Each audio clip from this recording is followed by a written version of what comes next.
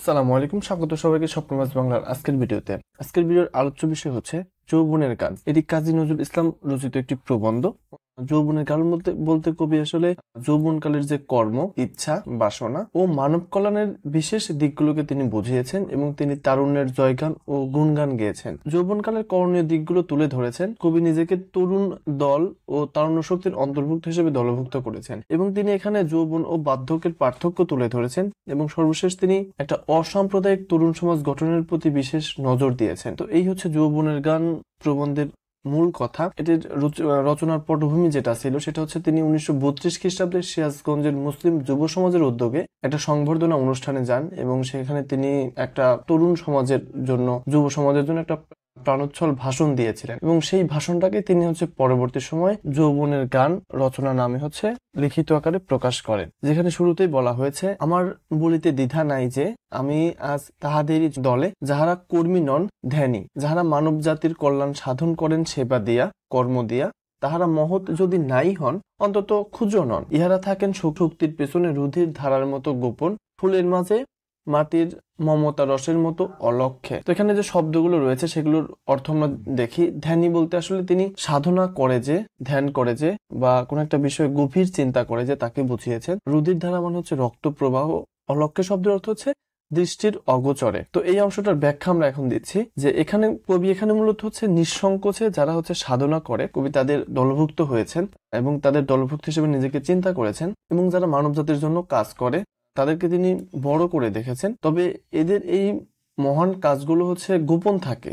যেরকম আমাদের শরীরের শক্তি যোগানোর জন্য যে রক্ত প্রবাহ থাকে সেটা কিন্তু গোপন থাকে এবং ফুলকে যে রস সতেজ রাখে সেটাও কিন্তু গোপন থাকে।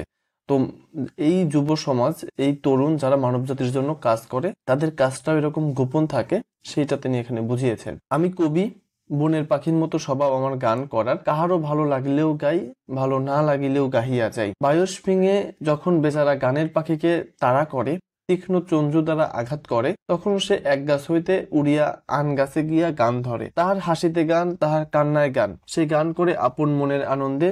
যদি তাহাতে কাহারও অলসতন্দ্রা মোহনিন্দ্রা টুটিয়া যায়, তাহা একান্ত দৈব। যৌবনের সীমা পরিক্রমণ আজও আমার শেষ হয় নাই, কাজেই আমি যে গান গাই তাহা যৌবনের গান। তারুণ্যের ভরা বাদরে যদি আমার গান জোয়ার আনিয়া থাকে, তাহা আমার অগোচরে। যে চাঁদ সাগরে জোয়ার জাগায়, সে হয়তো তাহার শক্তি সম্বন্ধে আজও না ওয়াকিফ। বায়স বলতে কাক, অলসতন্দ্রা বলতে আলস্য থেকে সৃষ্ট ঘুমের ভাব, মোহনিন্দ্রা আসক্তি বা মোহরূপ নিন্দ্রা, বিশেষ করে এখানে অচেতনতা বোঝানো হয়েছে। দৈব হচ্ছে আকস্মিক, ভরা বাদরে পরিপূর্ণ ভাদ্রে, পরিপূর্ণ অবস্থায়। ভাদ্র মাসে নদী নালা বর্ষার জলে যেমন কানায় কানায় ভরে ওঠে। না ওয়াকিফ শব্দের অর্থ হচ্ছে অজ্ঞাত। তো এই অংশটুকুতে কবি যেটা বোঝানোর চেষ্টা করছেন, তিনি নিজের সন্তুষ্টর জন্য বা নিজের আনন্দের জন্য গান করেন। সেটা অন্যের পছন্দ হোক বা না হোক, তিনি তার গান করা বন্ধ করেন না। তিনি তার মতন করে গান চালিয়ে যান। প্রয়োজনে তিনি এক স্থান থেকে আরেক স্থানে গিয়ে গান শুরু করেন এবং তার এই গানের মধ্যে তার জীবনের সুখ দুঃখ, হাসি কান্না সবকিছুই জড়িত থাকে। তার যৌবন বা তারুণ্য এখনো শেষ হয়নি, তাই তার গানে তারুণ্যের উচ্ছ্বাস থাকে। এখানে একটা কথা বলে রাখি যে যৌবনকাল বলতে আমরা যেটা বুঝি সেটা মূলত 18 থেকে 40 বছর বয়স। তো এই রচনাটা যখন লেখা হয় তখন কিন্তু কবির বয়স 33, অর্থাৎ কাজী নজরুল ইসলাম জন্মগ্রহণ করেন 1899 সালে এবং এটা লেখা হয় 1932 সালে। এরপর আমরা দেখি যে যদি তার গান অন্য কারোর মনে কোনো অনুভূতি বা প্রভাব ফেলে, তবে সেটা তার অজান্তেই বা অনিচ্ছাকৃত। এখানে তিনি একটা উদাহরণ দিয়েছেন যে চাঁদ যেমন জোয়ার তোলে, কিন্তু এই যে চাঁদের যে জোয়ার তোলার ক্ষমতা আছে সেটা কিন্তু চাঁদ হয়তো জানে না। ঠিক তেমনি কবিও তার গানের দ্বারা বা তার কথা দ্বারা, রচনা দ্বারা কেউ যদি প্রভাবিত হয়, সচেতন হয়, এবং সেটা তার নিতান্তই ব্যক্তিগত ব্যাপার, এই বিষয়ে কবি অসচেতন বা তিনি জানেন না। আমি বক্তাও নহি, আমি কম বক্তার দলে, বক্তৃতায় যাহারা দিগ্বিজয়ী, বক্তিয়ার খিলজি, তাহাদের বাক্যের সৈন্য সামন্ত অত দ্রুত বেগে কোথা হইতে কেমন করিয়া আসে বলিতে পারি না। তাহা দেখিয়া লক্ষণ সেন অপেক্ষাও আমরা বেশি অভিভূত হইয়া পড়ি। তাহাদের বাণী আসে বৃষ্টিধারার মতো অবিরল ধারায়, আমাদের কবিদের বাণী বহে ক্ষীণ ভীরু ঝর্ণাধারার মতো। ছন্দের দুকুল প্রাণপণে আক্রিয়া ধরিয়া সে সঙ্গীত গুঞ্জন করিতে করিতে বাহিয়া যায়, পদ্মা ভাগীরথীর মতো খরস্রোতা যাহাদের বাণী, আমি তাহাদের বহু পশ্চাতে। তো এখানে তিনটা নদীর নাম উল্লেখ করা হয়েছে, একটা হচ্ছে পদ্মা, একটা হচ্ছে ভাগীরথী এবং আরেকটা হচ্ছে খরস্রোতা। পরীক্ষা অনেক সময় এই ধরনের প্রশ্ন এসে থাকে। তো এবার এই অংশের মধ্যে যে শব্দগুলো ছিল সেগুলো যদি একটু ব্যাখ্যা দেই। কম বক্তা বলতে যারা অল্প কথা বলে তাদের কথা বলা হয়েছে। দিগ্বিজয়ী শব্দের অর্থ হচ্ছে যে হচ্ছে সকল দিককে জয় করে। আর বখতিয়ার খলজি সম্পর্কে আমরা একটু জানি যে আমরা জানি ইখতিয়ার উদ্দিন মোহাম্মদ বিন বখতিয়ার খলজি তিনি ইতিহাস বিখ্যাত একজন আফগান সেনানায়ক ছিলেন। তিনি মাত্র 17 জন সৈন্য নিয়ে অতর্কিত আক্রমণে নদিয়া দখল করেন এবং তৎকালীন হচ্ছে নদিয়া শাসক ছিলেন হচ্ছে রাজা লক্ষণ সেন এবং তিনি ভয়ে পলায়ন করলে বখতিয়ার খিলজি হচ্ছে বাংলাদেশ প্রথম মুসলিম শাসন প্রতিষ্ঠা করেন, যেটা ছিল হচ্ছে 1204 খ্রিস্টাব্দে। এখানে কৌতুক ভরে বক্তৃতা প্রদানকারীদেরকে বখতিয়ার খলজি হিসেবে লেখক প্রকাশ করেছেন। এবার আমরা লক্ষণ সেন সম্পর্কে একটু জানি। আমরা জানি যে লক্ষণ সেন হচ্ছে সেন বংশের শেষ রাজা ছিলেন। বখতিয়ার খিলজি মাত্র 17 জন অশ্বারোহী সহ রাজপ্রাসাদ আক্রমণ করলে তিনি পেছন দরজা দিয়ে পালিয়ে যান এবং তিনি আত্মরক্ষা করেন। এরপর বাংলায় সেন বংশের পতন হয় এবং বাংলায় মুসলিম শাসনের সূচনা হয়। তো অভিব্রত বলতে এখানে বোঝানো হয়েছে ভাবাবেগ বিহ্বল বা ভাবাবিষ্ট। ছন্দের দুকুল বলতে বোঝানো হয়েছে ভাব ও ভাষা বোঝাতে ব্যবহৃত। আর জবা কুসুম সংকাশ জবা ফুলের মতো। তো এই অংশটুকুর ব্যাখ্যা আমরা দিচ্ছি এখানে, যে কবি এখানে নিজেকে বড় বক্তা মনে করছেন না, তিনি একটু বিনয়ের সুরেই বলছেন যে তিনি বড় বক্তা নন, বরঞ্চ তিনি নিজেকে সাধারণ এবং অপেক্ষাকৃত দুর্বল বক্তাদের দলে ফেলেছেন। এবং তিনি বলেছেন যে কিছু মানুষ বক্তৃতায় এত দক্ষ যে তাদের কথা যেমন ঝড়ের গতিতে ছুটে আসে, যেমন মুসলিম সেনাপতি বখতিয়ার খিলজির উদাহরণ তিনি এখানে দিয়েছেন বা তুলনা করেছেন যে তিনি মাত্র 17 জন সৈন্য সামন্ত নিয়ে যেভাবে যুদ্ধে ঝাঁপিয়ে পড়েন এবং বিজয় লাভ করেন, তো তার মতন করে লেখক এত বেশি দ্রুত কোনো কিছু করতে পারেন না। এবং এরপর তিনি বলছেন যে বক্তাদের কথা শুনে মানুষ এতটাই বিস্মিত হয় যে পরাজিত রাজা লক্ষণ সেনের মতো হতবাক হয়ে যায়। এই যে বখতিয়ার খিলজি এত দ্রুত সময়ে এত অল্প সৈন্য সংখ্যা নিয়ে লক্ষণ সেনকে পরাজিত করেন এবং এর ফলে লক্ষণ সেন যেভাবে হতবাক হয়েছিলেন, যেভাবে বিস্মিত হয়েছিলেন, তো কবি এখানে সেই তুলনাটা করছেন যে কিছু কিছু বক্তৃতা এত বেশি দ্রুত দেয় কেউ কেউ, যেটা দেখে কবি হচ্ছে অভিভূত হন। অন্যদিকে কবি বলছেন যে কবিদের ভাষা আসলে খুব বেশি শক্তিশালী নয় বা খুব বেশি প্রভাবমান নয়। বক্তাদের কথা যেমন অবিরাম বৃষ্টির ধারা, তেমন ভাষা হচ্ছে কবিদের না। কবিদের ভাষা যেমন একটু ছোট সরু ঝর্ণার মতো এবং যা হচ্ছে ধীরে ধীরে এবং কোমলভাবে প্রবাহিত হয়। এবং কবিতার ভাষা ছন্দের বাঁধনে আবদ্ধ থাকে, শব্দগুলো একের পর এক একটা ধ্বনির সাথে সামঞ্জস্য হয়ে বয়ে চলে। এবং এই অংশে কবি প্রত্যাশা করেছেন যে যাদের ভাষা পদ্মা বা ভাগীরথী নদীর মতন প্রবল গতিতে বয়ে যায় তাদের থেকে কবি নিজেকে কিছুটা পিছিয়ে রেখেছেন এবং তিনি মনে করেন যে তার ভাষা এত বেশি শক্তিশালী নয় যতটা দক্ষ বক্তাদের হয়ে থাকে। তো এই অংশে কবি আসলে নিজেকে একটু বিনয়ী হিসেবে প্রকাশ করেছেন, তিনি নিজেকে খুব বড় করে দেখেননি। পরের অংশটা দেখি যে আমার একমাত্র সম্বল আপনাদের তরুণদের প্রতি আমার অপরিসীম ভালোবাসা, প্রাণের টান। তারুণ্যকে যৌবনকে আমি যেদিন হইতে গান গাহিতে শিখিয়াছি সেদিন হইতে বারে বারে সালাম করিয়াছি, সশ্রদ্ধ নমস্কার নিবেদন করিয়াছি। জবা কুসুম সংকাশ তরুণ অরুণকে দেখিয়া প্রথম মানব যেমন করিয়া সশ্রদ্ধ নমস্কার করিয়াছিলেন, আমার প্রথম জাগরণ প্রভাতে তেমন সশ্রদ্ধ বিস্ময় লইয়া যৌবনকে অন্তরে শ্রদ্ধা নিবেদন করিয়াছি, তাহার স্তবগান গাহিয়াছি। তরুণ অরুণের মতোই যে তারুণ্য তিমির পিতারি, সে যে আলোর দেবতা, রঙের খেলা খেলিতে তাহার উদর, রং ছড়াইতে ছড়াইতে তাহার অন্ত। তো এখানে যে শব্দগুলো ছিল সেগুলোর একটু অর্থ আমরা জেনে নিই। যে জবা কুসুম সংকাশ বলতে জবা ফুলের মতো। প্রথম জাগরণ প্রভাতে শব্দের অর্থ হচ্ছে সচেতনতার সূচনা লগ্নে। তিমির বিদারি হচ্ছে অন্ধকার বিদীর্ণ করে যা, অর্থাৎ যা অন্ধকারকে বিদায় দেয়, যেটা হচ্ছে সূর্য। আলোর দেবতা সূর্য। তিমির কুন্তলা অন্ধকার যার চুল, রাত্রি, এখানে রাত্রি বোঝানো হয়েছে। লীলাভূমি হচ্ছে বিচরণ ক্ষেত্র, যেখানে মানুষজন বিচরণ করে। তো এই অংশের যদি আমরা ব্যাখ্যা দিই তাহলে হবে যে লেখক এখানে তরুণ সমাজের প্রতি একটা বিশেষ ভালোবাসা এবং তার অপরিসীম শ্রদ্ধা জ্ঞাপন করেছেন। এবং লেখক এখানে বলেছেন যে তার একমাত্র সম্বল হচ্ছে তিনি হচ্ছে তরুণদের প্রতি তার যে গভীর ভালোবাসা, সেটা হচ্ছে তার একমাত্র সম্বল।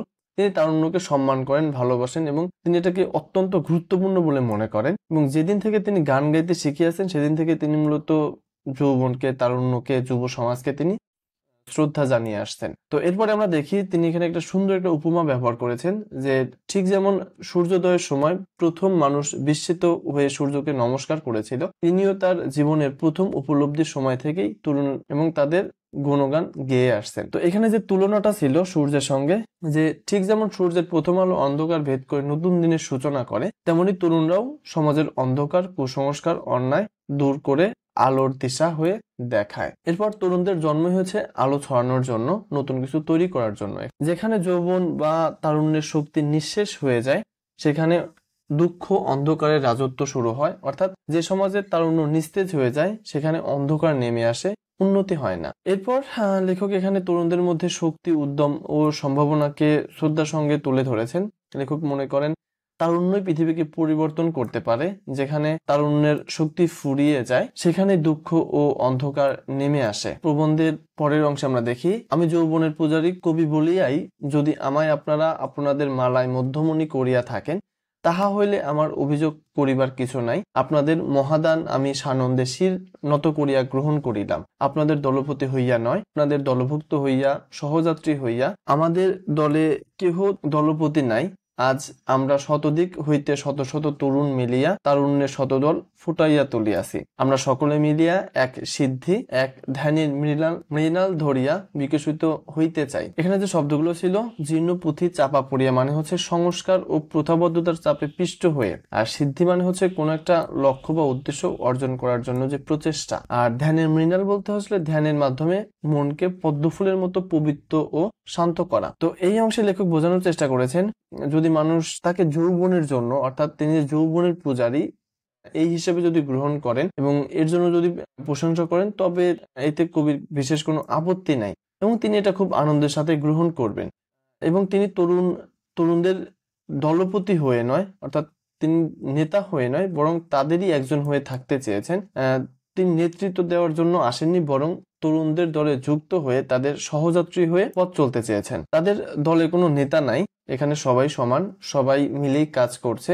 তারা একসঙ্গে চেষ্টা করছে যেন তরুণদের শতদল যেভাবে পদ্মফুলের মতো ছড়িয়ে পড়া শক্তি ফুটিয়ে তুলতে পারে। এবং সবশেষ তিনি বলেছেন যে তারা সবাই মিলে একসঙ্গে একটি আদর্শের অর্থাৎ এখানে সিদ্ধির দিকে এগিয়ে যেতে চান এবং একটি ধ্যানের বলতে একাগ্র লক্ষ্য, যেটা হচ্ছে মৃণাল অর্থাৎ কমল ফুলের কাণ্ড ধরে বিকশিত হতে চান। অর্থাৎ তারা সবাই মিলে নতুন কিছু সৃষ্টি করতে চান এবং নতুন একটা ভবিষ্যৎ গড়তে চান। প্রবন্ধের পরের অংশে আছে যে বার্ধক্য তাহাই যাহা পুরাতনকে, মিথ্যাকে, মৃত্যুকে আঁকড়িয়া পড়িয়া থাকে। বৃদ্ধ তাহারাই যাহারা মায়াচ্ছন্ন নব মানবের অভিনব জয়যাত্রার শুধু বোঝা নয়, বিঘ্ন শতাব্দীর নব যাত্রীর চলার ছন্দ ছন্দ মিলাইয়া, যাহারা কুচকাওয়াজ করিতে জানে না, পারে না, যাহারা জীব হইয়াও জড়, যাহারা অটল সংস্কারের পাষাণ স্তূপ আঁকড়িয়া পড়িয়া আছে। বৃদ্ধ তাহারাই যাহারা নব অরুণোদয় দেখিয়া নিদ্রাভঙ্গের ভয়ে দ্বার রুদ্ধ করিয়া পড়িয়া থাকে। আলোক পিয়াসী প্রাণচঞ্চল শিশুদের পল কোলাহলে যাহারা বিরক্ত হইয়া অভিসম্পাদ করিতে থাকে। জীর্ণ পুঁথি চাপা পড়িয়া যাহাদের নাভিশ্বাস বহিতেছে, অতিজ্ঞানের অগ্নিমান্দে যাহারা আজ কঙ্কালসার, বৃদ্ধ তাহারাই, ইহাদের ধর্মই বার্ধক্য। শব্দ অর্থের মধ্যে আমরা দেখি যে নাভিশ্বাস বলতে আসলে মৃত্যুকালীন শ্বাসকষ্টকে বোঝানো হয়েছে। আরো একটা শব্দ ছিল কুচকাওয়াজ। কুচকাওয়াজ বলতে আমরা যে বিভিন্ন বাহিনী বা বিভিন্ন সংগঠনে দেখি যারা পায়ের সাথে পা মিলিয়ে চলে আর কি।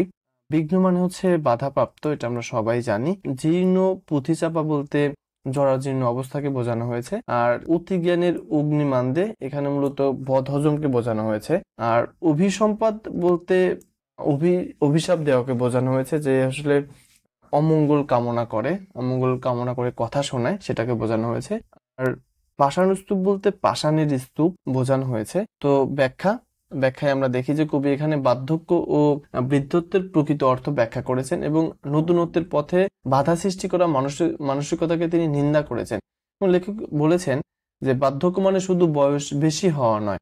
তো সত্যি করে বৃদ্ধ তারা যারা পুরনোকে, ভুলকে এবং মৃত চিন্তাধারাকে আঁকড়ে ধরে থাকে এবং নতুনত্বকে তারা যারা গ্রহণ করতে চায় না, তারাই মূলত বৃদ্ধ। এবং তিনি ব্যাখ্যা করেন যে বৃদ্ধ তারা যারা নতুন প্রজন্মকে অগ্রগতিতে বোঝা বা বাধা মনে করে, যারা সময়ের সাথে তাল মিলিয়ে চলতে পারে না, পুরনো নিয়ম কানুন আঁকড়ে ধরে পড়ে থাকতে চায়, যারা সংস্কারের, এরপর আরো বলেছেন যে যারা নতুন দিনের সূর্যোদয় অর্থাৎ পরিবর্তনকে দেখেও ঘুমিয়ে থাকতে চায়, তারাই হচ্ছে মূলত সত্যিকারের বৃদ্ধ।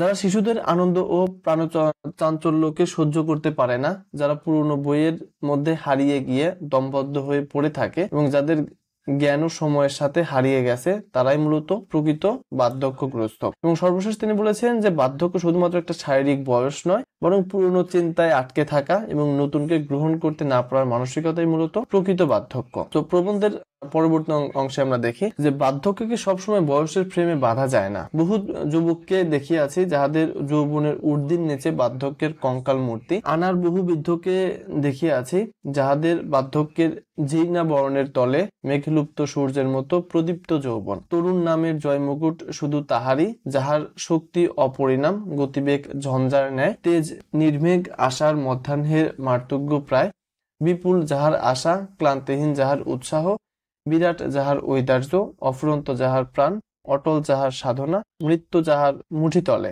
এখানে কয়েকটা গুরুত্বপূর্ণ শব্দ রয়েছে, সেটা আমরা দেখি। জীর্ণাবরণ মানে হচ্ছে জরাজীর্ণ আচ্ছাদন, ঝঞ্ঝা প্রবল ঝড় বৃষ্টি, মার্তব্য প্রায় মানে হচ্ছে সূর্যের মতো, আর ঊর্ধ্বে হচ্ছে কর্মচারীদের জন্য নির্দিষ্ট পোশাক, কঙ্কাল মূর্তি অর্থাৎ কঙ্কালের মতন হয়ে যাওয়া, মেঘলুপ্ত মানে হচ্ছে মেঘহীন মানে মেঘ না থাকা, ঝঞ্ঝা হচ্ছে প্রবল ঝড় বৃষ্টি, তেজ নির্মেঘ মানে হচ্ছে মেঘহীন, আষাঢ় মধ্যাহ্নের মার্তব্য প্রায়। তো এখানে যেটা বোঝানো হয়েছে যে আমরা জানি যে আষাঢ় মাসটা সাধারণত জুন মাসের দিকে হয়ে থাকে, যে সময়ে সূর্য খুবই প্রবল তেজ দিয়ে থাকে, তো সেটার সাথে তুলনা করা হয়েছে। এখানে মূলত লেখক যৌবন ও বার্ধক্যের প্রকৃত অর্থ ব্যাখ্যা করেছেন এবং বার্ধক্য যে শুধুমাত্র একটা বয়সের সাথে সম্পর্কিত নয়, বরং মানসিকতা এবং জীবনযাত্রার ধরনে এটি নির্ভর করে, তিনি সেটি বোঝানোর চেষ্টা করেছেন।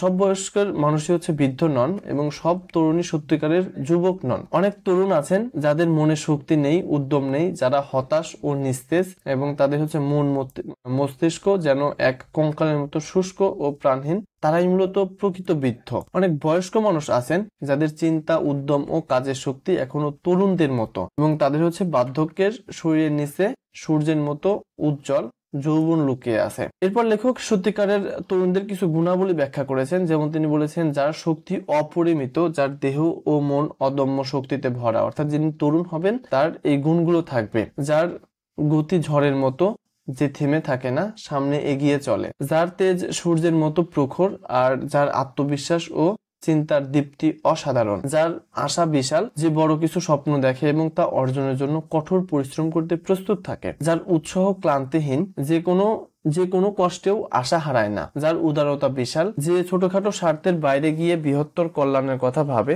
যার প্রাণ অফুরন্ত, যার মধ্যে চিরন্তন জীবনী শক্তি রয়েছে, যার সাধনা অটল, যে লক্ষ্যে পৌঁছানোর জন্য সব বাধা অতিক্রম করতে প্রস্তুত, যার হাতে মৃত্যু পর্যন্ত পরাজিত, যে ভয়কে জয় করতে জানে। তারুণ্য দেখিয়াছি আরবের বেদুইনদের মাঝে, তারুণ্য দেখিয়াছি মহাসমরের সৈনিকের মুখে, কালা পাহাড়ের অসিতে, কামাল করিম মুসোলিনি, সানিয়াত লেনিনের শক্তিতে। যৌবন দেখিয়াছি তাহাদের মাঝে যাহারা বৈমানিক রূপে অনন্ত আকাশের সীমা খুঁজিতে গিয়া প্রাণ হারায়, আবিষ্কারক রূপে নবপৃথিবীর সন্ধানে গিয়া আর ফিরে না, গৌরী সিংহ কাঞ্চনজঙ্ঘার শীর্ষদেশ অধিকার করিতে গিয়া যাহারা তুষার ঢাকা পড়ে, অতল সমুদ্রের নীল মঞ্জুষার মণি আহরণ করিতে গিয়া সলিল সমাধি লাভ করে, মঙ্গল গ্রহে চন্দ্রলোকে যাইবার পথ আবিষ্কার করতে গিয়া নিরুদ্দেশ হইয়া যায়, পবন পথিকে পশ্চাতে ফেলিতে যাহারা উড়িয়া যাইতে চায়, নব নব গ্রহ নক্ষত্রের সন্ধান করিতে করিতে যাহাদের নয়নমণি নিভিয়া যায়।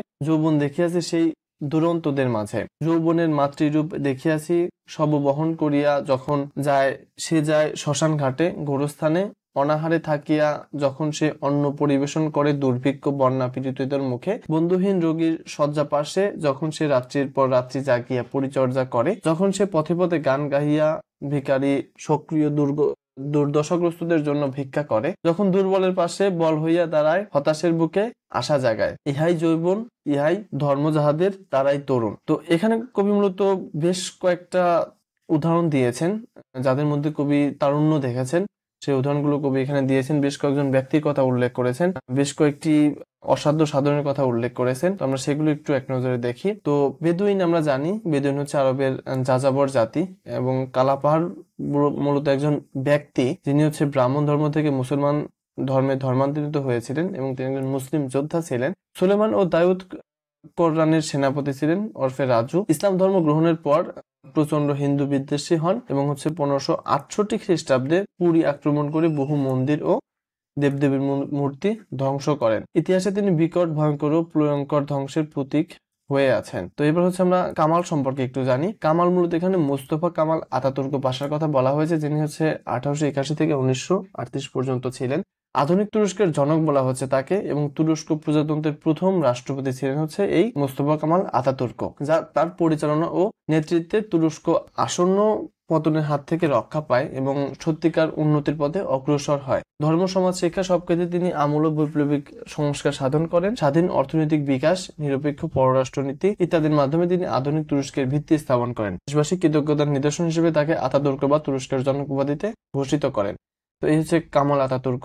সব শব্দ অর্থ মূলত মৃতদেহ। আর মুসোলিনি সম্পর্কে আমরা জানি যে সিনিয়র বেনিতো মুসোলিনি, তিনি হচ্ছে ইতালির এক নায়ক এবং সেখানকার ফ্যাসিবাদী দলের নেতা ছিলেন, এবং উগ্র জাত্যভিমান থেকে তিনি ইতালিকে পৃথিবীর সর্বশ্রেষ্ঠ শক্তিশালী জাতিতে পরিণত করার জন্য প্রাণপণ চেষ্টা করেন। সমগ্র জাতীয় জীবনে কঠোর নিয়ন্ত্রণ ও আগ্রাসী বৈদেশিক নীতির অনুসারী মুসোলিনি 1935 সালে আবিসিনিয়া আক্রমণ করেন। এই ঘটনার সূত্রে ফ্যাসিবাদী হিটলারের সঙ্গে তার বন্ধুত্ব হয়, এবং 1940 সালে জার্মানির মিত্র হিসেবে দ্বিতীয় বিশ্বযুদ্ধে তার নেতৃত্বে ইতালির ব্রিটেন ও ফ্রান্সের বিরুদ্ধে যুদ্ধ ঘোষণা করে, এবং সেই যুদ্ধে ইতালির পরাজয় হয়, তিনি পদচ্যুত হন এবং বন্দী হন, এবং পরবর্তীতে আততায়ীর হাতে নিহত হন। আর সানিয়াত সম্পর্কে আমরা জানি যে সানিয়াত সেন, তিনি হচ্ছে 1867 থেকে 1925 পর্যন্ত জীবিত ছিলেন। চীনের জননন্দিত বিপ্লবী রাজনীতিবিদ ও নব্য চীনের জন্মদাতা ছিলেন তিনি।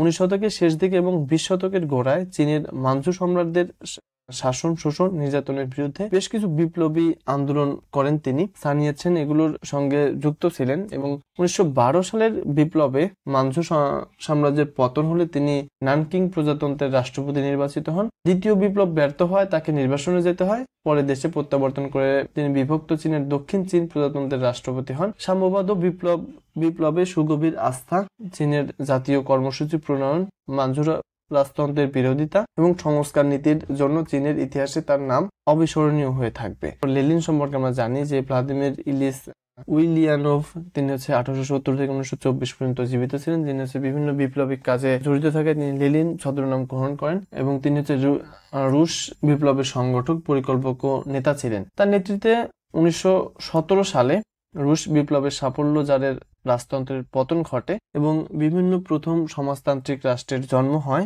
আমৃত্য তিনি ছিলেন হচ্ছে সোভিয়েত রাষ্ট্রের রাষ্ট্রপ্রধান।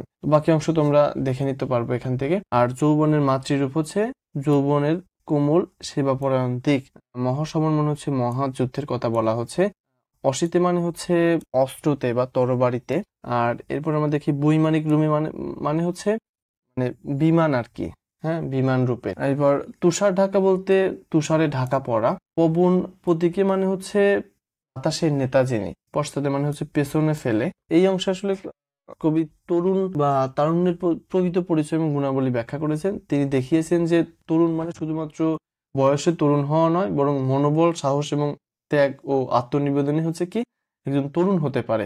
এবং তিনি এখানে বোঝানোর চেষ্টা করেছেন যে তিনি বিভিন্ন জায়গায়, বিভিন্ন স্থানে, বিভিন্ন ব্যক্তির মাঝে তিনি তারুণ্যের প্রকৃত রূপ তিনি দেখেছেন, এবং তিনি উদাহরণস্বরূপ বলেছেন যে আরবের বেদুইনদের মাঝে তিনি তারুণ্য দেখেছেন, যারা হচ্ছে মরুভূমির কঠোর পরিবেশেও সংগ্রাম করে বেঁচে থাকে। তো মহাসমরের সৈনিকের মুখে যারা মৃত্যুকে ভয় না করে যুদ্ধ করে তাদের উদাহরণ দিয়েছেন। কালাপাহাড়ের অসিতে মানে হচ্ছে একজন বীর যোদ্ধার হাতে। বিশ্ববিখ্যাত বিপ্লবী এবং নেতা Kemal Ataturk, Mussolini, Sun Yat Sen, Lenin, যাদের শক্তিতে সমাজ বদলে গিয়েছিল, তিনি তাদের উদাহরণ দিয়েছেন। সত্যিকারের তারুণ্যের কাজগুলোর উদাহরণ দেন, যেমন তরুণ আসলে কারা হবে, তারা আসলে কি কি কাজ করবে, যারা নতুন কিছু আবিষ্কারের জন্য জীবন দেয়, যেমন বৈমানিক মানে হচ্ছে বিমান, তারপর বিজ্ঞানী, অভিযাত্রী, যারা বিভিন্ন দেশ এবং স্থান পর্যবেক্ষণ করে, যারা আকাশের সীমা খুঁজতে গিয়ে হারিয়ে যায়, যারা হচ্ছে মহাকাশচারী, যারা হচ্ছে গবেষক, যারা পাহাড় জয়ের জন্য প্রাণ দেয়, পর্বতারোহী, যারা সমুদ্রের গভীরে গিয়েও ঝুঁকি নেয়, গভীর সমুদ্রের সমুদ্র অভিযাত্রী, যারা চাঁদ মঙ্গল গ্রহে যাওয়ার স্বপ্ন দেখে, জ্যোতির্বিজ্ঞানী, মহাকাশ বিজ্ঞানী, যারা সীমাহীন গতি নিয়ে ছুটে চলে, পাইলট, নাবিক। তারুণ্য শুধু সাহসিকতা বা নতুন কিছু করার মধ্যে সীমাবদ্ধ নয়, এটি মানবতার সেবাও প্রকাশ পায়। যেমন তিনি এখানে বোঝানোর চেষ্টা করেছেন যে মায়ের ভালোবাসার মতন তরুণরা ত্যাগ স্বীকার করে, মৃতদেহ বহন করে শ্মশানে নিয়ে যায়, নিজের ক্ষুধার কথা ভুলে অনাহারীদের খাওয়ায়, রোগীর সেবা করতে রাত জাগে, দরিদ্র ও দুর্দশাগ্রস্তদের জন্য সাহায্য চেয়ে গান গায় এবং দুর্বলদের পাশে দাঁড়ায় এবং হতাশাদের মনে আশা জাগায়। সবশেষে লেখক বলেন যে এই গুণগুলি হচ্ছে মূলত প্রকৃত তারুণ্যের পরিচয়। যে ব্যক্তিরা হচ্ছে সাহসী, সংগ্রামী, মানবিক এবং উন্নতির জন্য নিজের জীবন উৎসর্গ করতে পারে, তারাই মূলত প্রকৃত তরুণ। শুধু বয়সে তরুণ হলেই কেউ সত্যিকারের তরুণ নয়। তারুণ্য মানে উদ্যম, সাহস, ত্যাগ ও মানবতার সেবায় আত্মনিবেদন। এবার প্রবন্ধে আমরা দেখি যে তাহাদের দেশ জাতি নাই, অন্য ধর্ম নাই, দেশ কাল জাতি ধর্মের সীমার ঊর্ধ্বে ইহাদের সেনানিবাস। যেন অনুষ্ঠিত চিত্রে মুক্ত কণ্ঠে বলিতে পারি, ধর্ম আমাদের ইসলাম, কিন্তু প্রাণের ধর্ম আমাদের তারুণ্য, যৌবন। এটা পরীক্ষায় আসতে পারে যে প্রাণের ধর্ম আমাদের কি। আমরা সকল দেশের, সকল জাতির, সকল ধর্মের, সকল কালের। আমরা মুরিদ যৌবনের। এই জাতি ধর্ম কালকে অতিক্রম করিতে পারিয়াছে যাহাদের যৌবন, তাহারাই আজ মহামানব, মহাত্ম, মহাবীর। তাহাদিগকে সকল দেশের, সকল ধর্মের, সকল লোক সমান শ্রদ্ধা করে। তো মুরিদ মানে শিষ্য, এটা আমরা জানি। তো এই অংশটাতে লেখক যেটা বোঝানোর চেষ্টা করেছেন সেটা হচ্ছে যে তিনি তারুণ্যকে একটা সার্বজনীনতা দিয়েছেন। তারুণ্য শুধুমাত্র একটা দেশ, জাতি, স্থান, কালের মধ্যে আবদ্ধ থাকবে না। তারুণ্য বলতে একটা আলাদা ধর্ম তিনি বুঝিয়েছেন এবং তারা বিশ্বের নাগরিক। তারা যে কোনো স্থান থেকে তারুণ্যের সাথে যুক্ত হতে পারে, তারা তারুণ্যের বা মানুষের মঙ্গল কামনা করতে পারে। এবং মুসলিম তরুণদের জন্য তিনি একটা বার্তা দিয়েছেন এখানে যে আমাদের ধর্ম ইসলাম, কিন্তু তার চেয়েও বড় বিষয় হলো তারুণ্যের ধর্ম। আর তারুণ্যের কি কি গুণাবলী তিনি এটার আগে বর্ণনা করেছেন। এবং তারুণ্যের ধর্ম মানে সাহস, উদ্যম, উন্নতির জন্য সংগ্রাম করা, মানবতার কল্যাণে কাজ করা। যারা সত্যিকারের তারুণ্যকে গ্রহণ করতে পারে তারা সব ধর্ম ও জাতির মানুষের শ্রদ্ধা পায়। এরপর লেখক বলেন যারা ধর্ম, জাতি, দেশকালের সীমানা পেরিয়ে বহু কিছু করতে পেরেছে তারাই মহামানব, মহাত্মা এবং মহাবীর। এইসব মহাপুরুষদের সবাই শ্রদ্ধা করে কারণ তারা মানবতার জন্য কাজ করে। তো সত্যিকারের তরুণ তারাই হবে যারা নিজেদের সংকীর্ণতা পেরিয়ে মানবতার জন্য বাঁচবে, মানবতার জন্য কাজ করবে এবং সবশেষ তারাই মানুষের কাছে হচ্ছে শ্রদ্ধার পাত্র হবে। পথপার্শ্বের ধর্ম অট্টালিকা আজ পরপর হইয়াছে, তাহাকে ভাঙিয়া ফেলিয়া দেওয়াই আমাদের ধর্ম। ওই জীর্ণ অট্টালিকা চাপা পড়িয়া বহু মানবের মৃত্যুর কারণ হইতে পারে। যে জন আমাদের আশ্রয় দান করিয়াছে তাহা যদি সংস্কারাতীত হইয়া আমাদেরই মাথায় পড়িবার উপক্রম করে, তাহাকে ভাঙিয়া নতুন করিয়া গড়িবার দুঃসাহস আছে একা তরুণদেরই। খোদায় দেওয়া এই পৃথিবীর নিয়ামত হইতে যে নিজেকে বঞ্চিত করিল, সে যতই মোনাজাত করুক, খোদা তাহা কবুল করিবেন না। খোদা হাত দিয়াছেন বেহেশত ও বেহেশতি চিজ করিয়া অর্জন লইবার জন্য। ভিখারির মতো হাত আমাদের পৃথিবী আমরা আমাদের মনের মতো করিয়া গড়িয়া লইব, ইহাই হোক তরুণের সাধনা। তো সংস্কারাতীত বলতে সংস্কার বা মেরামত করা সম্ভব নয় এমন। নিয়ামত মানে হচ্ছে ধন সম্পদ, অনুগ্রহ। তো এই অংশের ব্যাখ্যাটা যদি আমরা দিই তাহলে হবে যে তারুণ্যের বিপ্লবী ভূমিকা ব্যাখ্যা করেছেন তিনি এখানে এবং তিনি বোঝানোর চেষ্টা করেছেন যে পুরনো সংস্কার ও কুসংস্কার ভিত্তিতে গড়ে ওঠা সমাজ এবং ধর্মীয় কঠোরতা ভেঙে ফেলা দরকার। কেননা এটি যদি মানুষের ক্ষতির কারণ হয় তাহলে সেটি রাখার কোনো মানেই হয় না। যে ধর্মীয় প্রতিষ্ঠান বা সমাজ ব্যবস্থা মানুষের উন্নতির পরিবর্তে তাদের পেছনে ধরে টানে, সেটিকে সংস্কার করা দরকার। এবং এই সংস্কারটা শুধুমাত্র তরুণরাই করতে পারে, কারণ তাদের মধ্যে সাহস আছে, শক্তি আছে। সির্ফ দোয়া মোনাজাত করলেই চলবে না, পরিশ্রম করে নিজেদের ভাগ্য গড়ে নিতে হবে। সৃষ্টিকর্তা মানুষকে হাত দিয়েছেন কাজ করার জন্য, ভিক্ষা করার জন্য বা মানুষের কাছে হাত পাতার জন্য তিনি হাত দেননি। তরুণদের উচিত নিজেদের চিন্তাধারায় সমাজকে নতুনভাবে গড়ে তোলা এবং নিজেদের ভবিষ্যৎ নিজেদের তৈরি করে নেওয়া। তো এখানকার সংক্ষেপে যদি মূল বক্তব্যটা বলি তাহলে হবে সংস্কার ও কুসংস্কার মুক্ত সমাজ গঠন করা দরকার। তিনি এটা প্রত্যাশা করেছেন। শুধু প্রার্থনা নয়, পরিশ্রম ও সাহসের মাধ্যমে উন্নতি করতে হবে।